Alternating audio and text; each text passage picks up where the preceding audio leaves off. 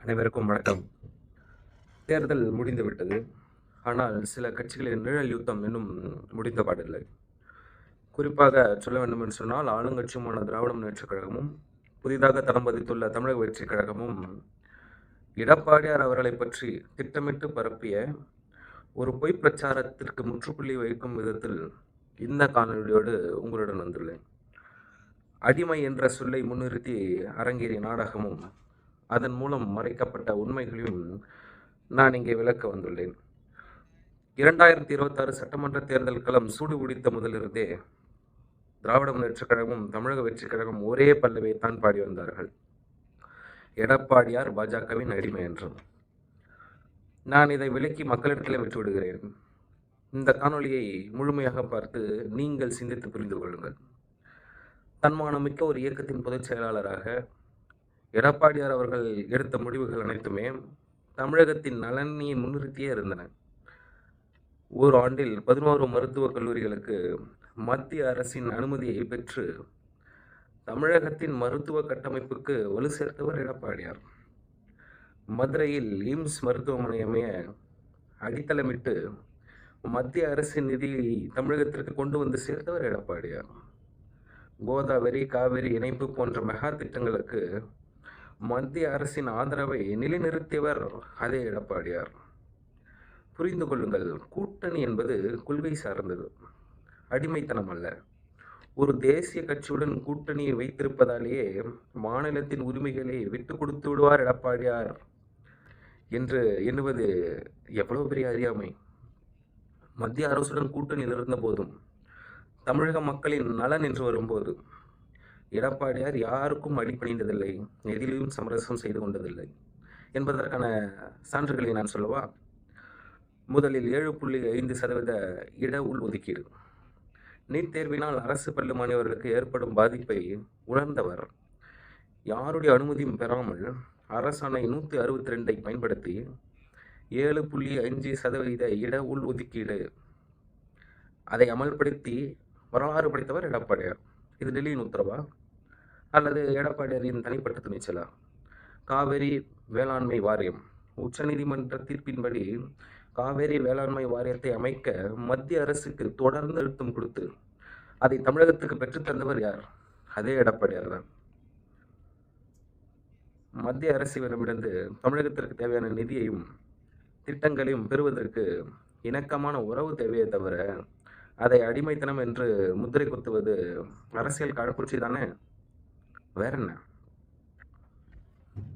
தமிழக உரிமைகளில் சமரசமே செய்து கொள்ளாத ஒரே நாடு, ஒரே தேர்தல் அல்லது பிற கொள்கை சார்ந்த விஷயங்களில் தமிழகத்தின் தனித்தன்மையை எப்போதும் எங்கேயும் எடப்பாடியார் விட்டுக் கொடுத்ததில்லை. விவசாயிகளின் நீண்ட கால கோரிக்கையான பயிர்க்கடன் தள்ளுபடியை மத்திய அரசின் உதவியே இல்லாமல் மாநில அரசின் நிதியிலிருந்து சுமார் 12,110 கோடி ரூபாயை தள்ளுபடி செய்து அறிவித்தார். மத்திய அரசிடமிருந்து தமிழகத்திற்கு தேவையான நிதியையும் திட்டங்களையும் பெறுவதற்கு இணக்கமான உறவு தேவையே தவிர அதை அடிமைத்தனம் என்று முத்திரை குத்துவது, நிச்சயமாக சொல்கிறேன், முற்றிலும் காழ்ப்புணர்ச்சி, அரசியல் காழ்ப்புணர்ச்சி மட்டுமே. சிந்தித்து பாருங்கள். இதில் திராவிட முன்னேற்ற கழகத்தின் இரட்டை வேடம் எவ்வாறு இருக்கும் என்று கூறவா? டெல்லிக்கு அடிமை என்று கூச்சலிடும் திராவிட முன்னேற்ற கழக நண்பர்கள் கடந்த 5 ஆண்டுகளில் தமிழகத்தின் உரிமைகளை எங்கே மீட்டனர், எதில் பாதுகாத்தனர்? சிந்தித்து பாருங்கள். காவிரி விவகாரத்திலும் நீட் தேர்விலும் வெறும் மேடை பேச்சுகளோடு நின்றவர்கள் இவர்கள். மத்திய அரசுடன் மோதல் போக்கை கடைபிடிப்பதாக காட்டிக்கொண்டு உள்ளுக்குள் ரகசிய ஒப்பந்தம் வரை போட்டுக்கொண்டு தூது சென்றது மக்களுக்கு நன்கு தெரியும். மறுபுறம் தமிழக வெற்றிக் கழகத்தின் பக்குவமற்ற அரசியல் விமர்சனம். அரசியலுக்கு இப்போதும் அச்சாரம் பழகி கொண்டிருக்கின்ற தமிழக வெற்றிக் கழக நண்பர்களுக்கு ஒன்று சொல்லிக் கொள்கிறேன். ஒரு தலைவரை விமர்சிப்பதற்கு முன்னால் அவர் கடந்து வந்த பாதையை பார்க்க வேண்டும். எடப்பாடியார் அவர்கள் டெல்லிக்கு பயந்து அரசியல் நடத்துபவர் அல்ல. டெல்லியையே தமிழகம் பக்கம் திரும்பி பார்க்க வைத்த ஒரே ஒப்பற்ற தலைவர் அவர். திரைப்பட வசனங்கள் நிஜ வாழ்க்கைக்கு உதவாத நண்பர்களே. நிர்வாகம் என்பது கோப்புகளில் உள்ளது நண்பிகளே, கைத்திட்டல்களில் இல்லை. இவை அனைத்தும் ஒரு புறம் இருக்கையில் ஏன் எடப்பாடியார் தான் மக்களின் அரண் என்று சொல்கிறேன் தெரியுமா? எடப்பாடியார் அவர்களுக்கு தெரிந்ததெல்லாம் மக்கள் நலன் மட்டும்தான். அவர் அடிக்கடி நிர்வாகிகளிடம் ஒன்றை கூறுவாராம்: மக்கள் தான் நம்முடைய எஜமானர்கள். மறுபடியும் கூறுகிறேன், மக்கள் தான் நம்முடைய எஜமானர்கள் என்றும். அவ்வழியே அவர் கொண்டு வந்த 7.5% இட உள்ஒதுக்கீடாக இருக்கட்டும், குடிமராமத்து திட்டங்களாக இருக்கட்டும், விவசாய கடன் தள்ளுபடிகளாக இருக்கட்டும், இவை எதிலாவது டெல்லியின் தலையீடு இருந்ததா? இல்லையே. இவை அனைத்தும் ஒரு விவசாயியின் மகனாக அவர் எடுத்த தன்னிச்சையான முடிவு, மக்களுக்கான முடிவு. தேர்தல் வியூகங்களில் எடப்பாடியார்கள் எடுத்த முடிவு இன்று வரை பலரை ஆச்சரியப்பட வைத்துக் கொண்டிருக்கிறது. அவர் எதற்கும் யாரிடமும் அனுமதி கேட்பதில்லை. அனைத்து இந்திய அண்ணா திராவிட முன்னேற்ற கழகத்தின் தனித்துவத்தையும் தன்மானத்தையும் எப்போதும் யாரிடமும் சமரசம் செய்து கொண்டோ விட்டு கொடுத்தோ இருப்பதில்லை. மற்றவர்கள் மேடையும் விளம்பரங்களும் நம்பியிருந்த போது எங்கள் எடப்பாடியார் கடைகோடி தொண்டனை நம்பினார், களப்பணியாளர்களை நம்பினார். தமிழகத்தின் அமைதிக்கும் வளர்ச்சிக்கும் அனுபவம் வாய்ந்த ஒரு பக்குவமான தலைவர் எவ்வளவு அவசியம் என்பது மக்கள் நன்கு இந்த தேர்தலில் உணர்ந்திருக்கின்றனர். அவ்வழியே வாக்கும் அளித்துள்ளனர். அது மட்டுமல்லாமல், என் அன்பு தமிழக வெற்றிக்கழக நண்பர்களுக்கு, நண்பா, நிஜமான மாஸ் மே 4 தான் ஆரம்பமாக போகிறது. அடிமை அடிமை என்று கூச்சலிட்டவர்கள் எல்லாம் மே 4ஆம் தேதிக்கு பிறகு கப் சிப் என்று ஆகிவிடுவார்கள். தமிழகத்தின் தன்மானத்தை காக்க ஒரு சாமானியனின் குரலாக புனித ஜார்ஜ் கோட்டைக்கும் செல்வதும் உறுதி. அனைத்து இந்திய அண்ணா திராவிட முன்னேற்ற கழகம் என்னும் ஆலமரத்தை அழிக்க நினைத்த துரோகிகளுக்கும் எதிர்த்து களமாடி வரும் எதிரிகளுக்கும் ஒன்றை நான் இங்கே கூறுகிறேன். 5 வருட காலமாக விடியல் தருகிறோம் என்று கூறி அப்பன் வயிற்றிலும் ஆத்தா வயிற்றிலும் பாட்டன் வயிற்றிலும் இவர் அடிகத்தில்தான் மிச்சம். உங்கள் ஸ்டிக்கர் அரசியலும் வாரிசு விளம்பரமும் இனி தமிழ்நாட்டில் செல்லவே செல்லாது.